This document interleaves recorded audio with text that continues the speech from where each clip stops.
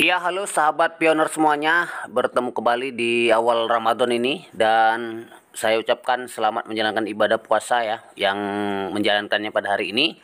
Dan mari kita menjaga solidaritas ya dan kemudian menjaga yang namanya toleransi tentunya dalam menjalankan ibadah puasa ini. Ya, mudah-mudahan puasa kita diterima oleh Tuhan ya, oleh Allah Subhanahu wa taala.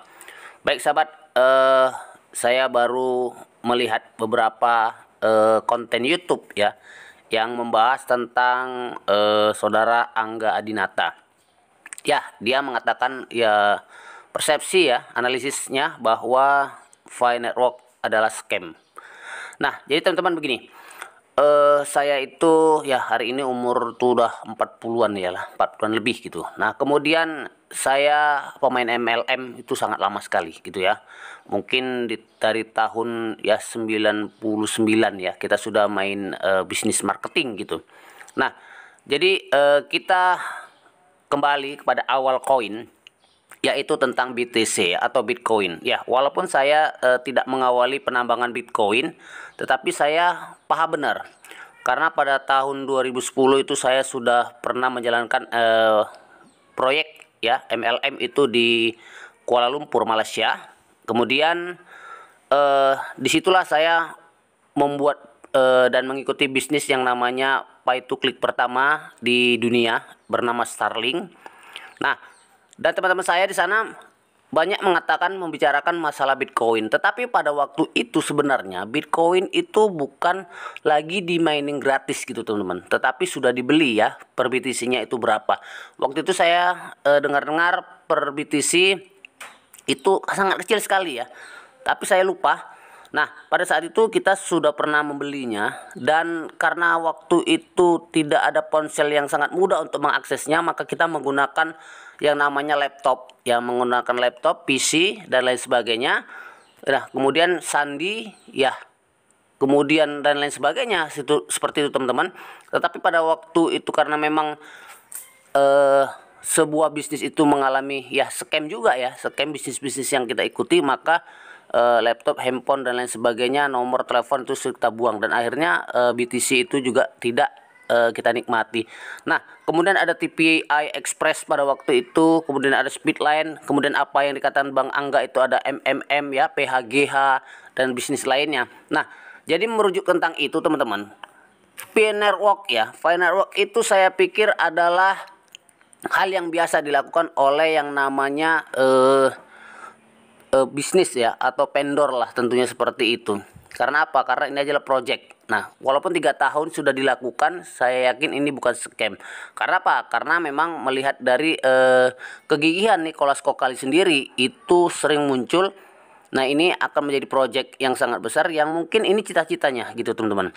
Nah, popularitas di ekosistem ya global ini masih ada dan banyak ekosistem industri yang untuk berpartisipasi menjaga inilah, makanya Fi Network ini terus berjalan. Nah, kedepannya mungkin akan bergabung dengan Fi Network di masa depan. Pusat perbelanjaan, film, televisi, komunikasi sosial, permainan, novel, komik, perjalanan dan keuangan, MFT yang sehari ini sudah sangat terkenal, DeFi, kemudian video pendek secara langsung dan lain sebagainya. Nah, ini saya pikir akan bergabung dengan proyek ini. Jadi scam dari Fi Network ini sangat jauh sekali ya teman-teman. Nah, kemudian 2015 kita mengetahui bahwa ada Ethereum. Nah, kita tidak tahu juga waktu Ethereum itu bagaimana cara mining gratisnya, tetapi kita sudah membelinya ya. Waktu itu di angka 600.000 per ETH ya. Kita sudah beli dan kita sudah ya kita jual ya. Dalam waktu yang sangat cepat memang kita jual karena kita memang pemain network waktu itu. Nah, akhirnya kita semua tahu bahwa bisnis-bisnis seperti ini adalah bisnis yang dijalankan dengan cara ya tadi teman-teman sukarela gitu. Jadi ya jelas bahwa analisis, persepsi, ramalan ya, kemudian pemikiran dari saudara Angga ya sah-sah saja. Kita hanya dua cara berpikir, apakah kita memikirkan sebuah surga atau memikirkan sebuah neraka seperti itu. Nah, kalau kita memikirkan bahwa bisnis ini bohongan, ya kita akan menganalisisnya secara bohongan. Kalau memang ini bisnisnya secara beneran, maka kita akan mencari kebenaran. Nah, seperti itu teman-teman. Nah, optimis, pesimis adalah hak orang gitu. Kalau kita memang pesimis, ya terus pesimis. Maka ini mengatakan hoak, halu dan lain sebagainya. Tapi kalau kita optimis, kita akan terus mengerjakannya sampai pekerjaan ini finish dan selesai. Seperti itu, teman-teman.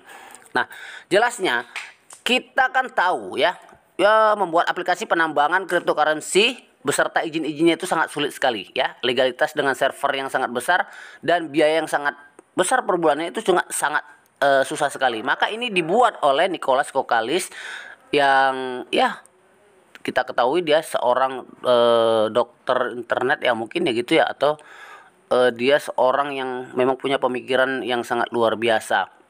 Nah, kemudian memberi link Twitternya setiap hari dia update link ya untuk di follow. Facebooknya juga ada, Instagramnya juga ada, Telegramnya ada, email supportnya juga ada kalau kita mengadukan Finerwalk ini bagaimana. Kemudian diikuti 33 juta pioner ya di seluruh dunia, yang mungkin yang ikut itu keluarga, tetangga ya. Pokoknya semua elemen itu bisa ikut mining di bisnis Finerwalk ini. Nah, saya yakin ini tidak akan scam, malu ya kalau ini scam. Nicholas Kokalis yang katanya utusan dari Stanford itu yang bolak-balik ngomong begini, blunder dan sebagainya, itu mukanya akan dicetak besar-besar di media massa kalau proyek ini adalah proyek yang gagal seperti itu. Nah, ya kita ya sudah yakin lah bahwa segala sesuatu bisnis memang banyak scam. Bisnis lalu tuh banyak scam. Bisnis produk saja yang sudah jelas ada untung ya, balik untung itu juga banyak yang scam. Karena apa? Karena komunitasnya tidak berjalan. Nah, ketika komunitasnya tidak berjalan, maka bisnis akan mengalami penurunan drastis dan akan menutup aksesnya untuk ya yang namanya penjualan dan lain sebagainya. Tetapi Finerwalk saya yakin ini bukan bisnis yang dianggap orang bohongan. Nah, bila suatu aplikasi ya di dalamnya sudah berani menampilkan wajah penciptanya, nah kita selama ini kan ikut bisnis itu tidak pernah melihat penciptanya, tetapi memang listing ya ada juga yang listing seperti itu, tapi kita tidak tahu juga apakah bisnis koin yang sudah ada itu kecintaan daripada komunitasnya terus berlangsung lama, atau nanti akan tergerus dengan mata uang yang besar dan akhirnya dia juga hilang seperti itu, teman-teman. Nah, jadi ini gak main-main ya. Dalam arti Dr. Nicholas Kokalis itu bahkan seluruh keluarganya itu pasti menambang, kawan-kawannya pasti menambang, teman-temannya juga menambang ya, dan itu pasti sangat ditanggungjawabkan. Nah, kemudian kenapa aplikasi harus dibuat scam? Lalu apa akibatnya bila Finerwalk scam ya? Yang pasti Dr. Nicholas Kokalis itu ya akan dihujat, dibully ya bisa-bisan oleh orang yang ya dikenalnya ya, oleh Elon Musk ya. Wow, ini luar biasa, nggak akan mungkin terjadi. Tapi Dr. Nicholas Kokalis tidak sebodoh itu untuk pasti mempertaruhkan seluruh hidupnya untuk Finerwalk sampai benar-benar berhasil dan sukses luar biasa. Ya, namanya saja sudah bersinar terang ya. Dalam kancah perkoinan seperti itu.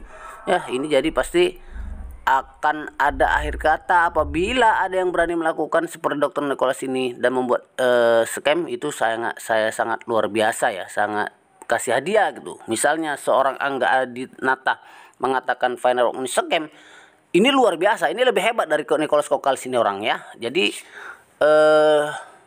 saya pikir ini bohong ya.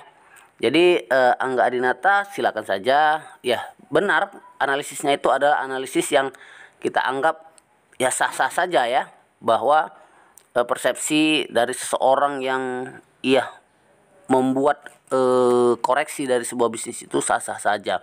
Tetapi saya yakin kalau ini scam berarti Bang Angga Adinata itu saya pikir lebih luar biasa dari Nicholas Kokalis. Seperti itu, teman-teman.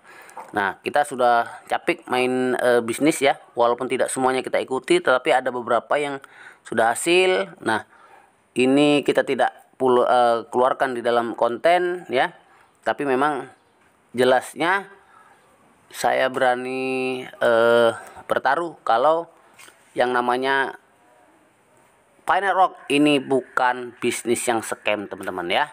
Mudah-mudahan teman-teman selalu ya bersemangatlah tentunya untuk selalu mengklik petir. Terima kasih, teman-teman.